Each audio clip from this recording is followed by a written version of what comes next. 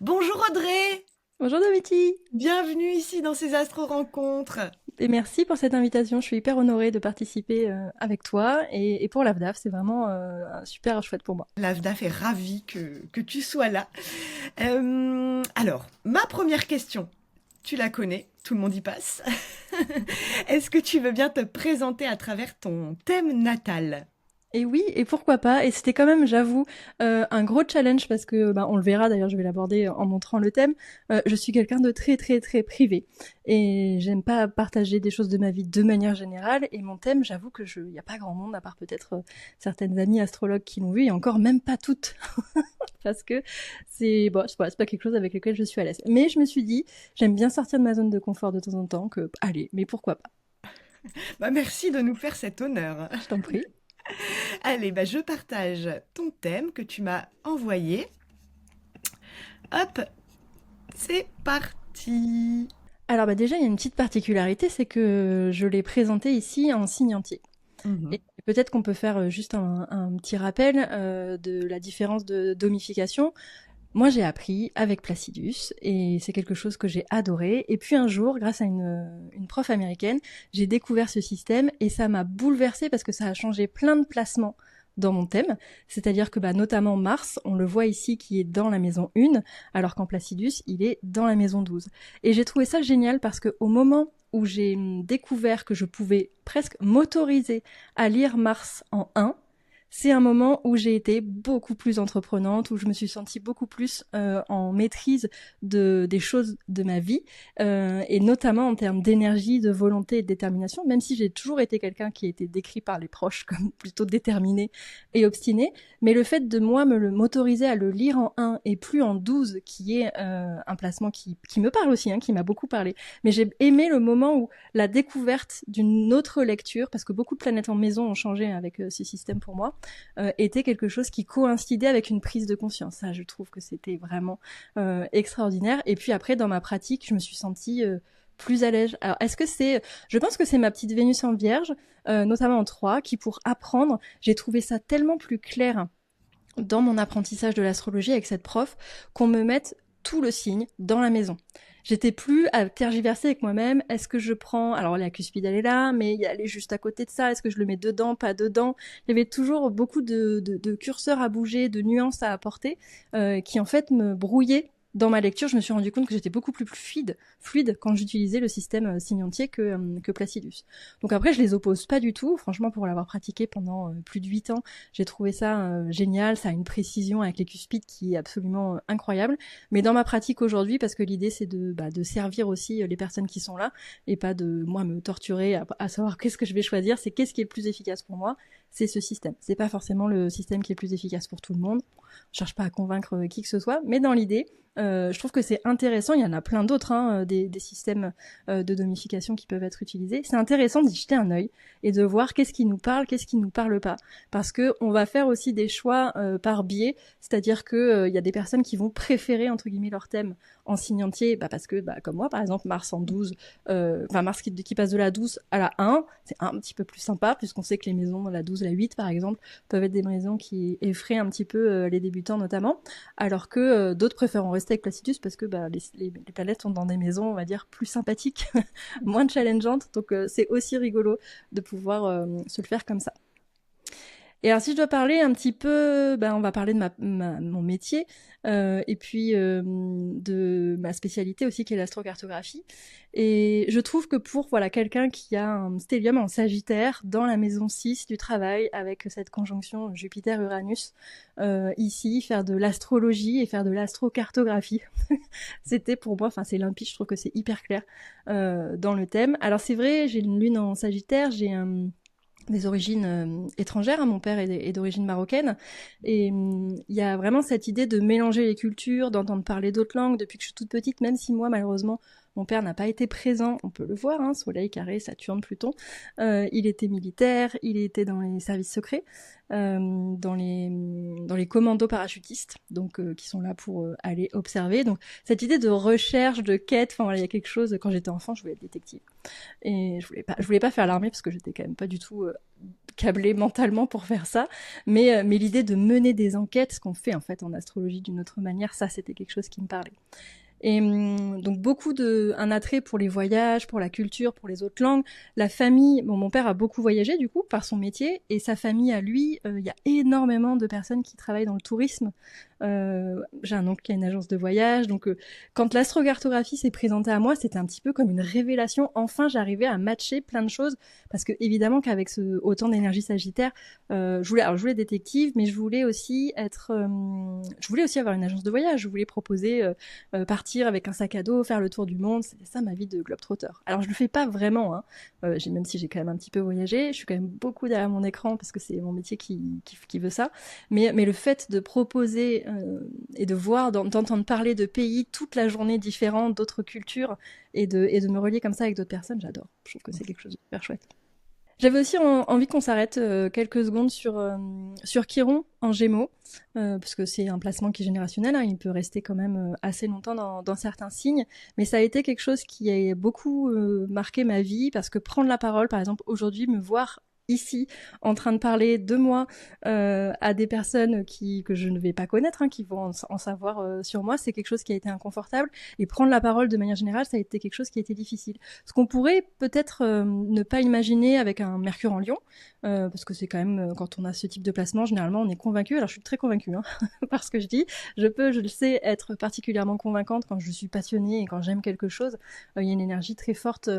Mais pour autant, prendre la parole, je pense que peut-être Vénus en Vierge, en 3, du coup, la maison de la communication, fait qu'il y a toujours soit un complexe de la perfection, on se dit que c'est jamais à la hauteur, et pour moi, non, mais ça a été vraiment une épreuve, hein, c'est pour ça que je parle de Chiron, une épreuve quand à l'école, il fallait que je récite de la poésie, qu'on m'appelle au tableau, j'en tremblais, quoi. C'était vraiment quelque chose qui était super difficile, et que aujourd'hui, grâce à mon métier, je suis extrêmement à l'aise en visio, en face à face, ce qui s'est fait avec le temps, hein. C'est toujours un petit peu plus difficile dès que je dois mener des présentations de groupe ou parler. Donc là, dans mes challenges de l'année, c'est ça, c'est de réussir à parler en présentiel, parce que quand même, c'est beaucoup plus facile d'être caché derrière son écran, et de pouvoir voilà, dépasser ça. Et c'est intéressant parce qu'en ce moment, en transit, Uranus est là, Uranus est sur Chiron, en Gémeaux, donc il y a aussi la possibilité là de se libérer de quelque chose en lien avec les connaissances et la prise de parole et le partage,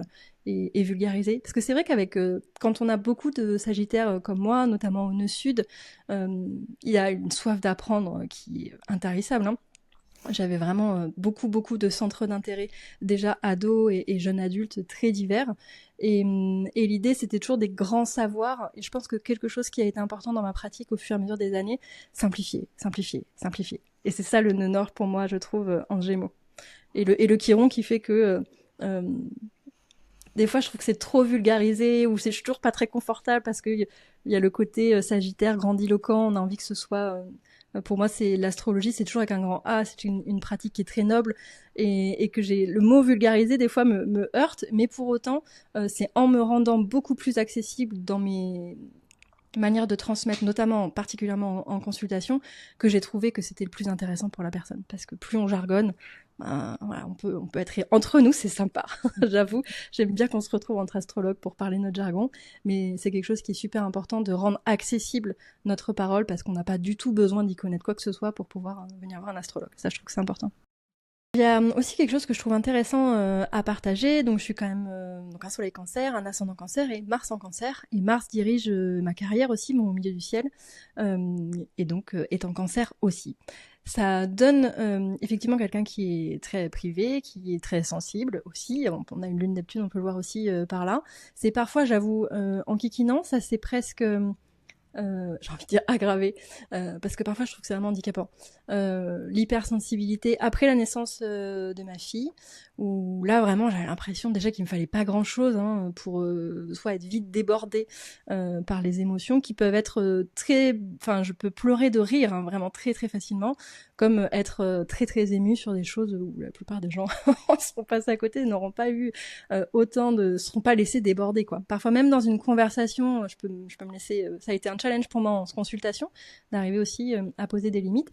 Et aussi dans mon ancien métier, puisque je suis pas devenue astrologue tôt, j'ai été nounou pendant plus de presque 20 ans en fait. Donc je travaillais à domicile chez les personnes, j'accueillais jamais les enfants chez moi, mais ça a été quelque chose qui a été, c'est très cancer de s'occuper des petits. Puis plus ils étaient petits, plus j'adorais ça. Vraiment les tout petits, c'était mon bonheur. Une fois une maman m'a appelé en me disant j'ai donné ton numéro à une copine, elle vient d'accoucher de jumeaux. Je disais mais parfait, il y en a 2 en plus. C'est formidable. Et j'avoue, j'étais dans mon élément. Donc en fait, j'ai été beaucoup au service. Des métiers comme ça, des métiers de service. J'ai travaillé un tout petit peu dans la restauration aussi, mais d'accompagner les familles, d'être dans les coulisses, dans leur intimité, je me suis jamais vue. Ça a toujours été pour moi presque compliqué d'admettre que je pouvais pas faire un travail normal dans le sens entouré de plein de gens, avec quelque chose de répétitif, en tout cas dans l'image un peu qu'on pourrait en avoir, très très classique. Les rares fois où j'ai fait ça pour des raisons financières, où j'ai travaillé en intérim, je me suis sentie toujours extrêmement mal en fait. Moi, ce qui m'intéressait, c'était vraiment d'être dans l'intimité, d'être toute discrète dans les familles, de regarder un petit peu ce qui se passait, et de pouvoir les aider, les accompagner, les servir. Donc cette forte maison 6 aussi, parce que j'ai quand même mon maître d'ascendant, du coup, qui est dans cette maison-là.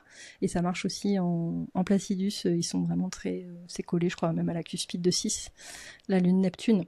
Donc un vrai sens du service qui a parfois été compliqué pour moi parce que j'ai pas forcément su mettre les bonnes limites, clairement dans mon travail.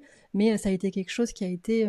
c'est au moment où en fait je suis devenue maman, où je me suis dit peut-être que là maintenant je me voyais pas mettre ma fille chez quelqu'un.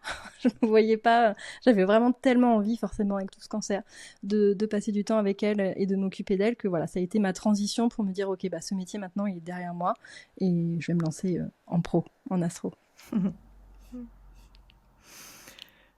Ok, bon, on a fait le tour. Oui. Merci beaucoup Audrey d'avoir bien voulu partager ton thème, de nous avoir fait cet honneur, toi qui le partages si peu. Alors, tu nous en as déjà un petit peu parlé, mais est-ce que tu veux nous parler un petit peu plus de l'astrologie telle que tu la pratiques ? Alors moi, j'ai une approche que je veux la plus pratique et concrète possible, avec un vocabulaire le plus accessible. Je veux pouvoir parler de toutes les choses de la vie. Ça n'empêche pas de pouvoir avoir une approche plus profonde, plus spirituelle, plus parfois même métaphysique, psychologique aussi. Mais j'aime bien que les personnes puissent repartir avec des idées d'action à mettre en place. Elles vont piocher, bien sûr, elles sont libres de prendre et de jeter ce qui les intéresse pas, mais d'avoir quelque chose de concret, un langage hyper accessible, ça pour moi c'est vraiment la clé. Et derrière tout ça, derrière une ambiance qui est très souvent bon enfant quand même dans les consultations, c'est pour moi important qui est de la joie. Quand on se retrouve, même quand on aborde des sujets difficiles, d'aller montrer que peut-être il y a des choses qui sont très très très enfouies et on peut en parler de manière légère. Je trouve que ça permet ça en fait, l'astrologie. Ok, et comment la vie t'a amené à l'astrologie ? Alors le parcours, c'est toujours une question qui me met pas super à l'aise parce que mon parcours est un peu atypique pour plein de raisons, notamment de protection de vie privée des protagonistes. Je vais pas pouvoir rentrer dans trop de détails, mais quand même je peux dire que dans le cadre professionnel, quand j'étais nounou, j'ai été confrontée à une histoire absolument tragique dans laquelle je me suis énormément impliquée, sûrement trop, et qui m'a fait me poser beaucoup de questions, qui a remis toute ma vie en question en fait. Je me demandais qu'est-ce que je faisais là, pourquoi je me retrouvais confrontée à cette épreuve-là. J'avais besoin de mettre du sens, j'avais besoin de comprendre, j'avais besoin de dézoomer, et j'avoue, j'avais besoin d'anticiper, j'avais besoin de connaître l'issue. Alors j'avais vu juste, peut-être parce que voilà, c'était Je dis pas que c'était forcément écrit en tant que tel, mais c'était quelque chose qui m'angoissait énormément, l'issue de cette affaire, et de me dire que je pouvais peut-être essayer de me rassurer, parce que pour moi c'est vraiment comme ça, hein, je vais pas, je vais pas mentir, que je suis rentrée dans l'astrologie et notamment dans l'intérêt pour regarder les tendances, c'était pour me dire, ok, la roue tourne en fait, il y a toujours un moment. Et en fait, une fois que j'ai mis le doigt dedans, même si je suis rentrée pour des raisons voilà, qui étaient vraiment lourdes et difficiles, ça m'a permis de me dire, mais waouh, mais cet outil, il est absolument incroyable. Et j'ai passé énormément de temps à retourner dans mon passé, en fait, à aller explorer, à tourner la roue. Je sais pas, pour tous les fans d'astrologie, ils ont tous forcément à un moment été sur Astrothème et fait tourner la roue et cliquer. Je me suis fait bannir tellement de fois Astrothème parce qu'ils pensaient que j'étais un bot à force de tourner la roue dans tous les sens. Mais j'étais absolument émerveillée. Et ce qui est drôle dans ce parcours, c'est que j'avais une telle soif d'apprendre, comme je l'ai dit tout à l'heure, que toute ma vie, enfin, je pense que quand on fait de l'astrologie, à un moment, on est un petit peu obsessionnel. On le voit, enfin, Soleil Pluton, Soleil Saturne. Voilà, quand j'ai décidé quelque chose, c'est compliqué de me faire changer d'axe. Je passais absolument tout mon temps libre à faire de l'astrologie.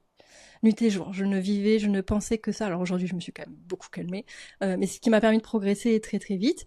Et puis, à un moment, j'ai eu l'impression, donc c'était entre 2013 et 2014, hein, quand j'ai commencé, j'avais l'impression que j'avais fait le tour de tout ce qu'il y avait en français. Et j'avais encore tellement soif d'apprendre que je me suis mis à écouter des vidéos en anglais qui à l'époque n'étaient pas sous-titrées facilement du tout sur YouTube. Et j'ai fait des progrès extraordinaires en anglais parce que c'est là où il y avait encore plus de ressources accessibles gratuitement sur Internet. Donc aujourd'hui, même mon cerveau est un petit peu câblé pour apprendre en anglais. Quand je prends des notes, parfois en astro, je mélange du français et de l'anglais. Et j'adore suivre. J'ai beaucoup plus de facilité à écouter des contenus en anglais qu'en français, en fait, tellement je me suis imprégnée de ça. Et je pense que ça plaît énormément à ma lune en Sagittaire, ça lui fait du bien, en fait, d'entendre parler une autre langue.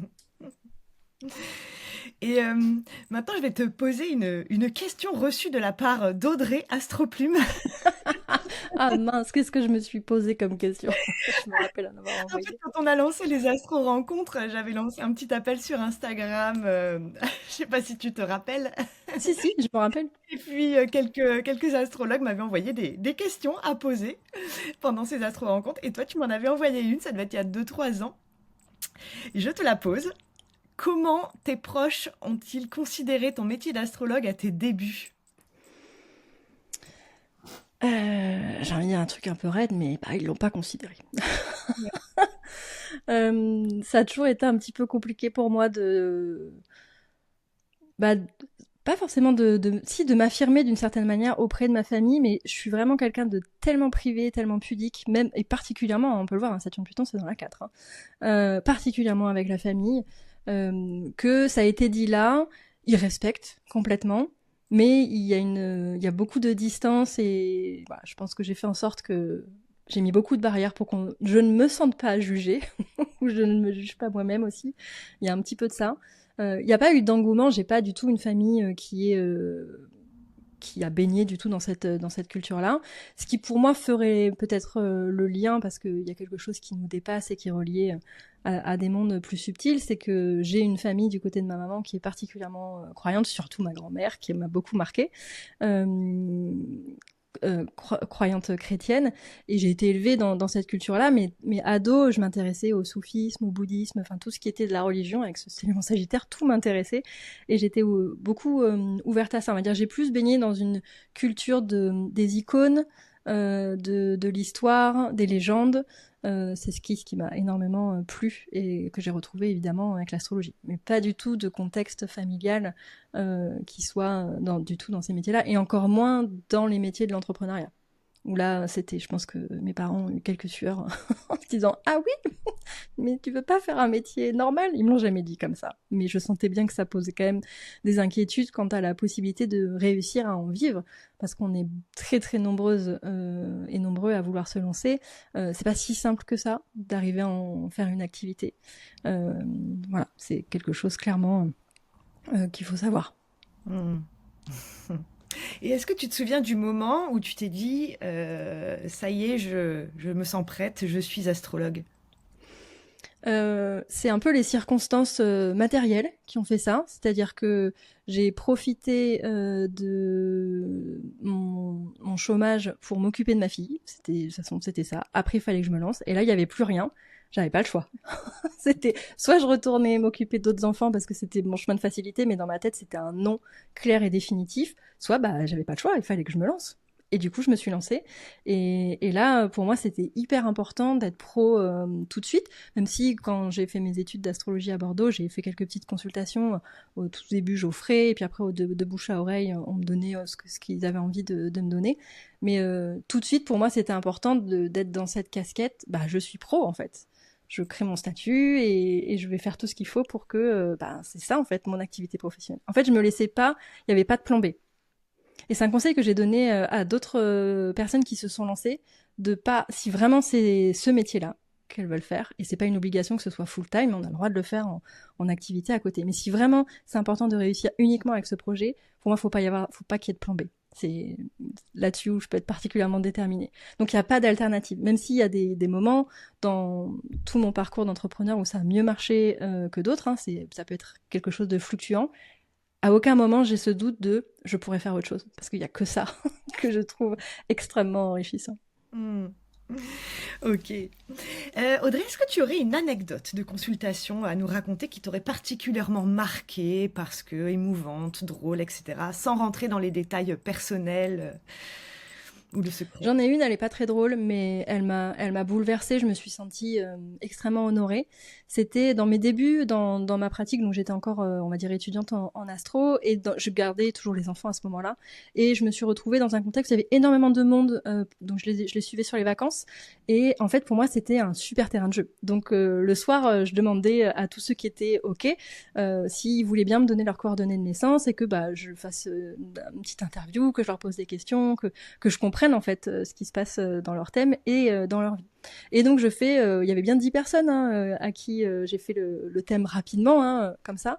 Et il y avait aussi une femme de ménage qui était là. Et d'origine espagnole, qui n'était pas très à l'aise avec le français et qui m'a vu faire en fait. Je voyais bien qu'en fait à chaque fois que je faisais ces petits rendez-vous avec les personnes pour qui elle travaillait, puis tous les autres qui étaient là, elle avait toujours ses petites oreilles qui étaient pas loin. Elle venait balayer par ici. Elle était curieuse en fait de ce qui se passait. Et puis elle est venue me voir en me demandant si elle aussi elle pouvait. Et puis bien sûr évidemment. Et donc on s'est assis. Et quand j'ai ouvert le thème, j'ai vu qu'il y avait des choses qui étaient particulièrement qui m'interpellait en fait dans la relation à son père, et j'avais envie d'explorer aussi ce sujet-là, parce que ça me sautait tellement aux yeux. J'avais limite que ça en tête, de comprendre comment ça s'était manifesté dans sa vie pour elle, même s'il y a toujours plein de manières pour les planètes d'exprimer leur énergie. Et en fait, elle a révélé quelque chose qui lui est arrivé dans son enfance, dont elle avait jamais, absolument jamais parler à quiconque dans sa famille. Donc c'était très très très émouvant, j'en ai un peu les larmes aux yeux. Elle était très très bouleversée que quelqu'un l'entende, la croie, parce qu'elle pensait ne jamais être crue en fait sur ce qui s'était passé. Et je m'en souviendrai toujours beaucoup grâce justement à cette... elle y connaissait rien du tout en fait à l'astrologie. C'est juste qu'elle a... Et c'est ça qui est magique.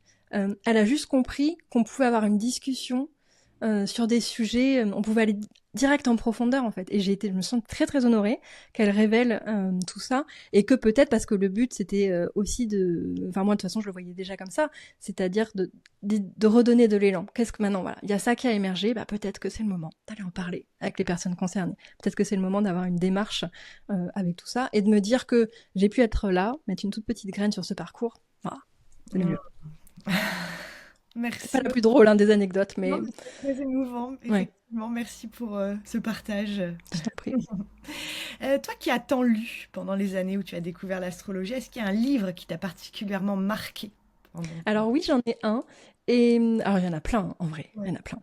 Mais ce choix, c'est vraiment un choix de cœur, parce que vraiment, si j'ai retenu un livre qui m'a bouleversée. Alors c'est pas un livre qui est spécialement marqué comme étant d'astrologie, mais il y a tellement de planètes, de symboles, que pour moi c'est un livre d'astrologie. Et il s'appelle Psychologie et alchimie de Jung. C'est une pépite, c'est une Bible. Il est absolument incroyable. Quand je l'ai lu, j'étais transportée, notamment dans mes rêves, parce que bon, tous ceux qui connaissent un petit peu Jung savent qu'il a porté une attention particulière à l'étude des rêves. Et là, à ces périodes-là, mais je faisais des rêves, mais que j'étais totalement incapable de correctement analyser, mais qui me transportaient. J'avais l'impression de me transformer. Donc c'est un livre qui parle d'alchimie, avec beaucoup de... Il y a beaucoup de gravures, donc en noir et blanc en tout cas pour cette version. J'ai pas tout compris, on va pas se mentir. C'est Jung, parfois, il est très impénétrable. Je l'ai beaucoup lu, j'ai commencé à le lire jeune, et j'ai eu des périodes où je le dévorais. Et des personnes à côté de moi disaient, mais je sais pas comment tu fais, moi je comprends rien, je lis un paragraphe, il faut que je recommence. Et d'autres moments de ma vie où il était complètement hermétique. J'essayais de lire, et pareil, je relis un paragraphe, j'ai pas compris. J'ai pas compris. Et là, psychologie et alchimie, je me suis laissée embarquer dedans, et je l'ai fini, et je me suis sentie une personne complètement différente. C'est un livre dans lequel j'aime bien me replonger. Je le relirai peut-être un jour d'une traite comme je l'ai fait, mais j'aime bien le réouvrir, j'aime bien relire des passages, j'aime bien regarder les gravures. Et il y a que des symboles de l'astrologie dedans. Donc pour moi, c'est un peu un livre d'astro. Trop bien, merci beaucoup Audrey pour ce partage. Si la Audrey de 2025 là, que j'ai devant moi pouvait souffler un conseil à la Audrey nounou qui découvre l'astrologie, ce serait lequel? Va voir les gens, parle avec eux de leur histoire. Pour moi, c'est un essentiel quand on fait de l'astrologie. On pourrait lire tous les livres du monde, et encore qu'on n'aurait pas assez d'une vie, bien évidemment, pour le faire, qu'on pourrait pas être astrologue. Parce que pour moi, la base, c'est d'être en contact avec un autre être humain et d'écouter son histoire et de regarder comment ça marche. Donc je lui dirais ça. Et c'est un conseil que m'avait donné ma prof, Jo, à Bordeaux, d'être constamment en train... Elle dit, il ne faut pas hésiter à leur poser des questions. On n'est pas là pour leur prouver. On est là pour les écouter, pour les comprendre. Voilà. Ça, c'est quelque chose qui est hyper important. Et vraiment, je me dirais ça. Hmm.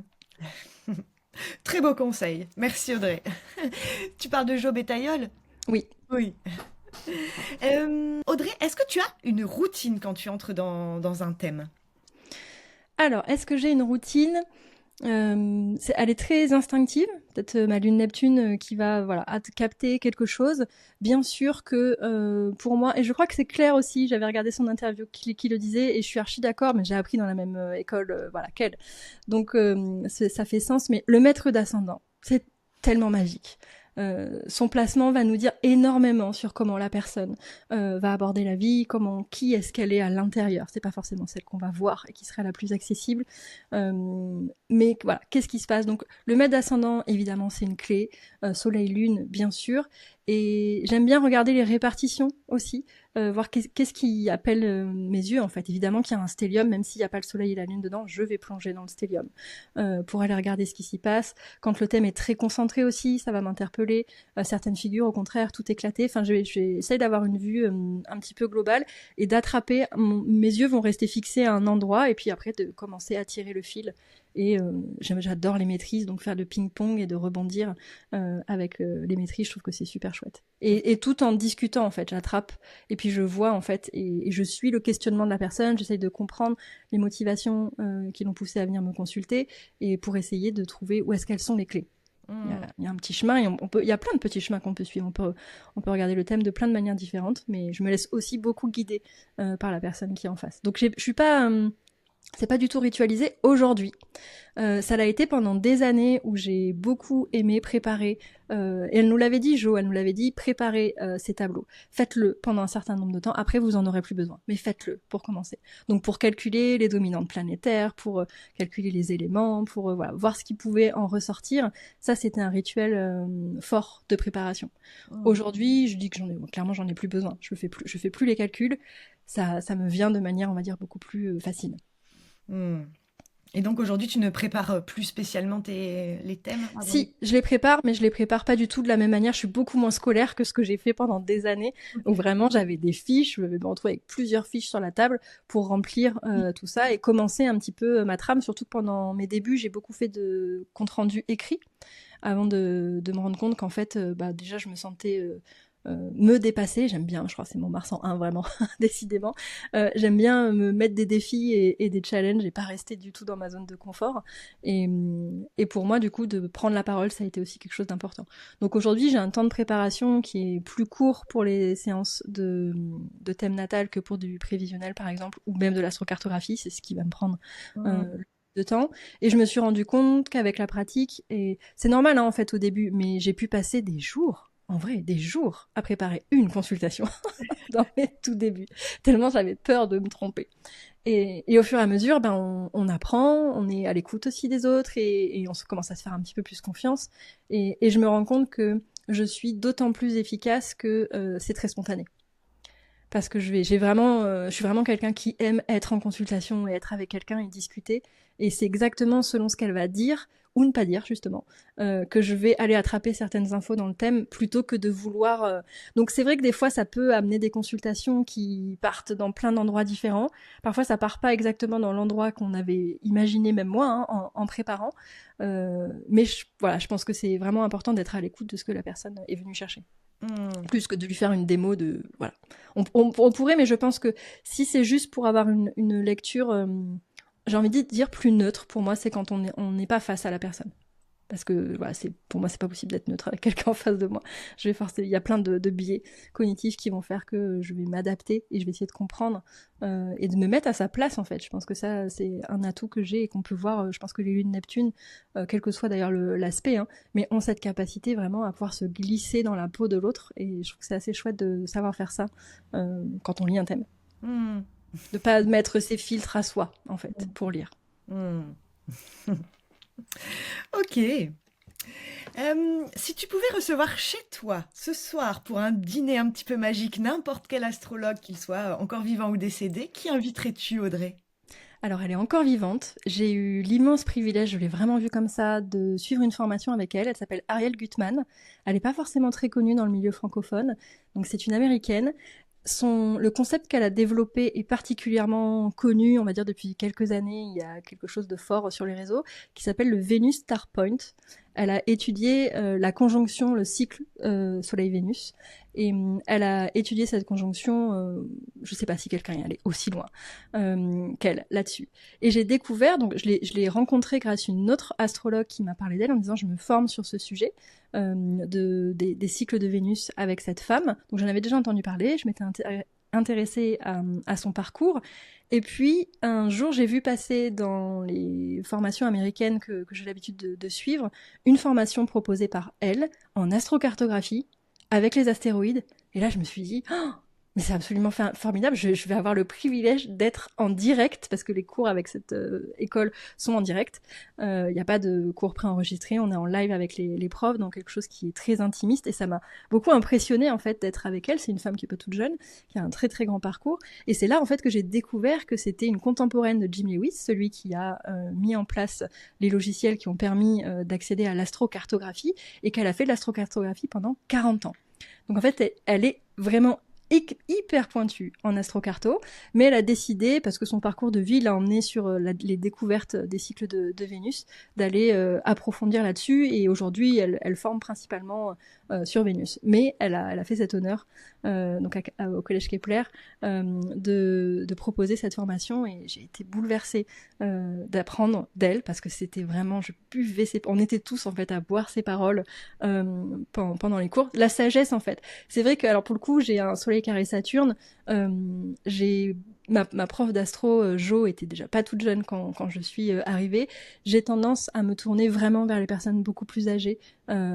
J'ai du mal à recevoir, c'est sûrement un travers parce que ça veut pas dire que c'est pas valable, mais j'ai du mal à recevoir des enseignements de personnes plus jeunes que moi. J'ai besoin qu'elles soient beaucoup plus âgées que moi, qu'elles aient fait qu'il y ait de l'expérience et qu'elles aient parcouru, et qu'elles aient le recul pour transmettre. Donc oui, vraiment, si je pouvais avoir un tête-à-tête avec Ariel Gutmann, je serais vraiment ravie. Génial. Je la connais pas, ça donne envie d'aller la découvrir. Ouais, on va voir. Carrément. Jeudi 9 octobre, on va avoir la grande chance de t'écouter dans une webconférence justement sur l'astrocartographie. Est-ce que tu peux nous mettre encore plus l'eau à la bouche que rien que le titre? Alors bah déjà je vais partager une passion, donc je trouve que d'écouter des gens passionnés c'est toujours sympa, donc j'espère que ça se ressentira. Et on va essayer de la faire différemment, on est en train de préparer ça aussi avec Marc. L'idée c'est que ce soit pas une masterclass où je vais délivrer des infos en parlant toute seule dans mon coin, mais qu'on puisse voilà, interagir et avec Marc qui va un petit peu donner le lead de cet échange, et puis aussi avec les personnes qui seront ici. L'idée c'est de comprendre en quoi ça peut être utile, en quoi même sans aller super loin dans une analyse poussée, on peut essayer de tirer parti des informations qu'on peut lire sans maîtriser complètement l'astrocartographie, même si c'est une pratique à part entière qui est extrêmement passionnante, technique, c'est quand même un peu technique, et de déconstruire, je pense que je le fais ici, je le ferai là-bas, de déconstruire l'idée que parce que c'est une carte de géographie et que tout le monde sait à peu près se repérer sur une carte, c'est facile, c'est sûr que c'est facile de regarder des lignes qui traversent un pays et de dire quelque chose si on a un petit peu de vocabulaire. C'est un petit peu plus complexe que ça, même beaucoup plus complexe que ça. Néanmoins, on peut quand même déjà aller chercher des infos et même des fois être voilà, bouleversé. J'ai eu des personnes qui ont été bouleversées. Je pense notamment à une femme qui avait sa ligne de la Lune au fond du ciel, donc on va vraiment valoriser les ancêtres, le transgénérationnel, l'histoire familiale, la lignée des femmes ici avec la Lune. Cette femme est née en France, mais elle est d'origine arménienne, et la Lune au fond du ciel traversait l'Arménie. Et elle, quand elle a découvert ça, quand elle a vu, parce que c'est très visuel aussi l'astrocarto, quand elle a vu ce placement, c'était extrêmement émouvant, notamment, voilà, ça racontait des choses dans son thème. On voyait qu'il y avait toute la notion d'exil, puisque sa grand-mère a dû fuir pour le génocide arménien, et s'est retrouvée vraiment brassée en fait par tout ce qui a pu se passer. Donc émotionnellement, déjà on va sur une île de la Lune, donc on entend, même si si on fait très attention pendant les consultations, on peut remarquer que selon la ligne où on va mettre notre focus, notre énergie est différente. Alors, on se positionne pas pareil dans notre corps, on raconte pas les mêmes choses, on n'a pas les mêmes mots, on n'a pas la même attitude selon qu'on est en train de partager l'expérience de la Lune ou de l'expérience de Mars. Donc voilà, je vais vous montrer comment on peut faire pour lire tout ça et comprendre ce qu'on regarde aussi. Ultra hâte d'y être, Audrey. Mais merci. Donc rendez-vous le 9 octobre à 20h sur Zoom. Enfin d'abord inscrivez-vous, pas le 9 octobre à 20h. Donc inscription à prix libre pour les adhérents VDAF, donc sur le site de la VDAF. Merci Audrey. Je t'en prie. Si tu pouvais laisser ici une question à l'astrologue qui te succédera ici dans ces astro-rencontres, ce serait laquelle ? Alors, c'en est une que je trouve hyper intéressante et j'écouterai avec grande attention la réponse. Quel transit cet astrologue aurait craint en le voyant arriver, peut-être même quelques années avant, en se disant oh, « celui-ci, j'ai pas envie ». Et au moment où ça se passe, et même dans les quelques mois qui ont suivi, se dire que c'était un vrai cadeau de la vie. Parce que je trouve que c'est hyper intéressant, et en vrai, si on regarde bien, c'est arrivé à beaucoup, beaucoup de monde.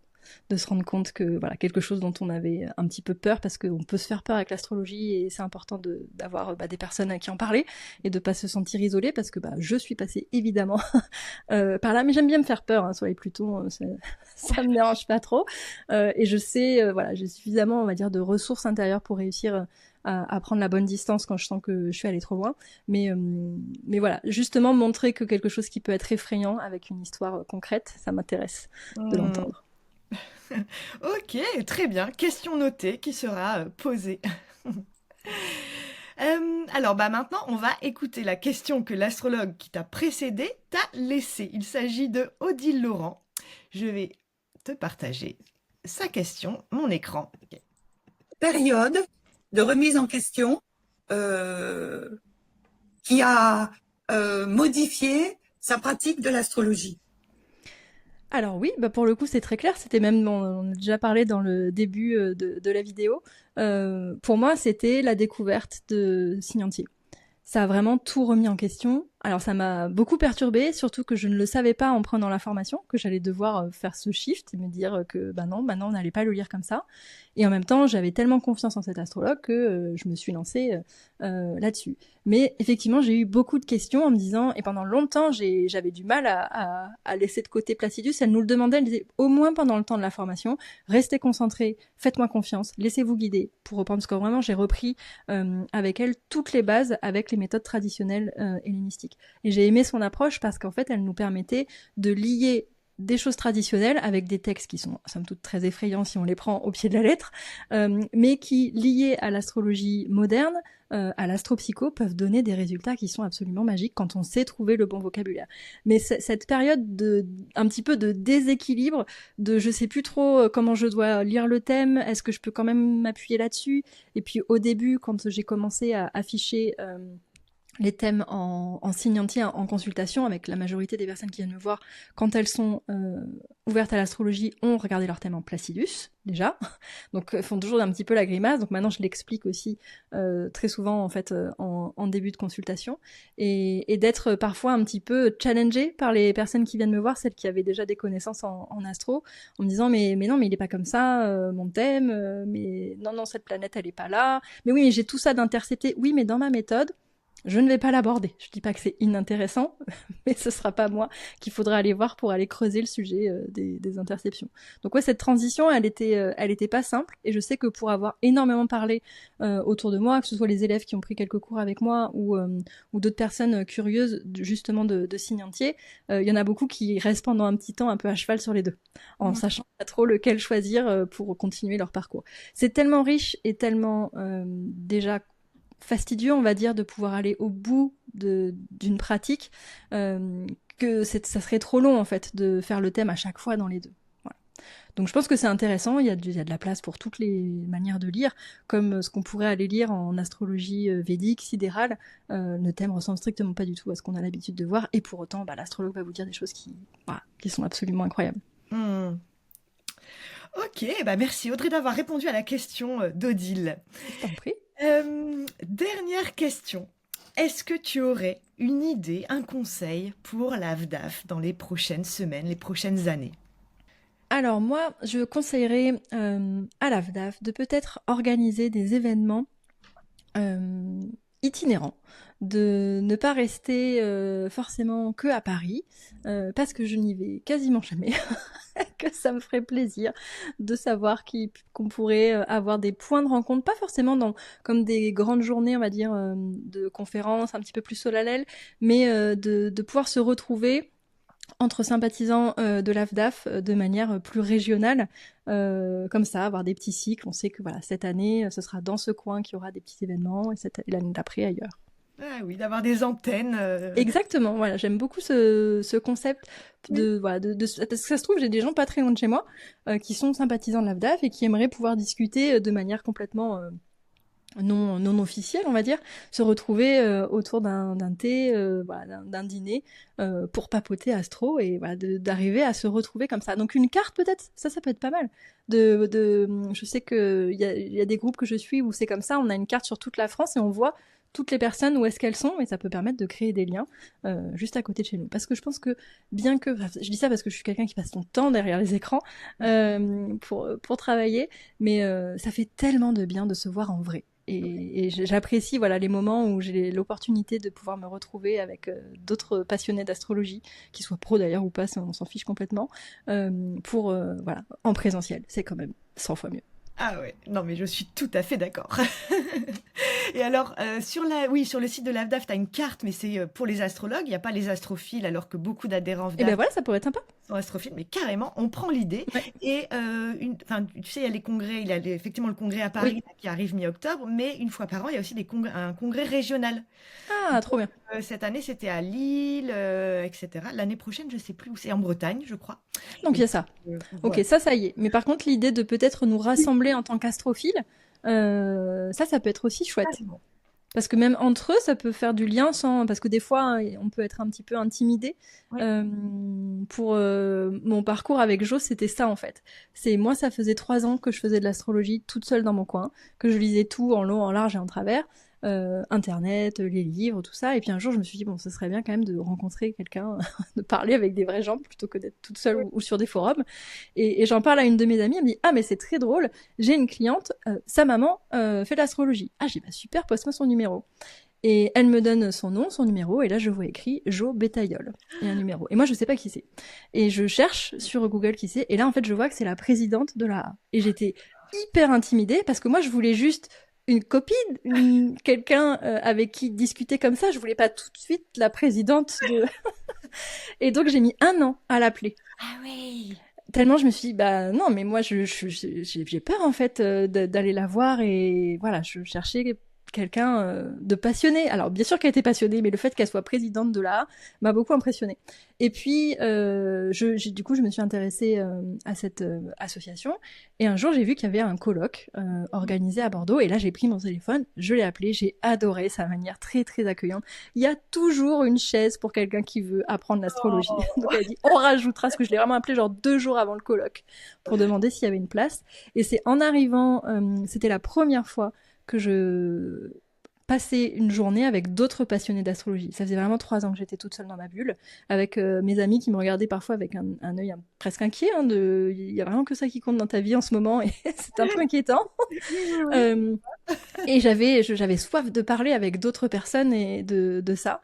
Et quand je suis arrivée à cette première journée d'astro, il y avait une séance, il y avait une conférence sur l'astrocartographie. C'est comme ça en fait que j'ai découvert. Et là, moi, j'étais là, mais c'est magique, mais c'est exactement. Donc déjà, j'étais au paradis puisque j'étais avec d'autres personnes qui parlaient la même langue que moi. Et en plus de ça, j'ai découvert une pratique qui alliait ma passion des voyages et de la géographie de manière générale et l'astrologie. J'étais subjuguée. Et j'ai mis du temps après à trouver d'autres personnes pour me former sur ce sujet. Et puis il y a besoin de toute façon pour arriver à être un bon astrocartographe, il faut être un bon astrologue à la base. Si c'est pas fluide la lecture de thèmes, si c'est pas fluide d'aller comprendre ce qui se passe au niveau des transits, il va nous manquer des informations cruciales sur l'approche, ça c'est sûr. Ok, bon. Eh ben écoute, Audrey, ça y est, on arrive déjà à la fin de cette astro-rencontre. J'ai pas vu le temps passer, merci non, Domiti. c'était un grand plaisir de discuter avec toi. J'ai ultra hâte d'être au 9 octobre. Et puis, eh ben, je te dis à bientôt, à très très vite Audrey, merci beaucoup. Merci Domiti, à très vite. Bye bye.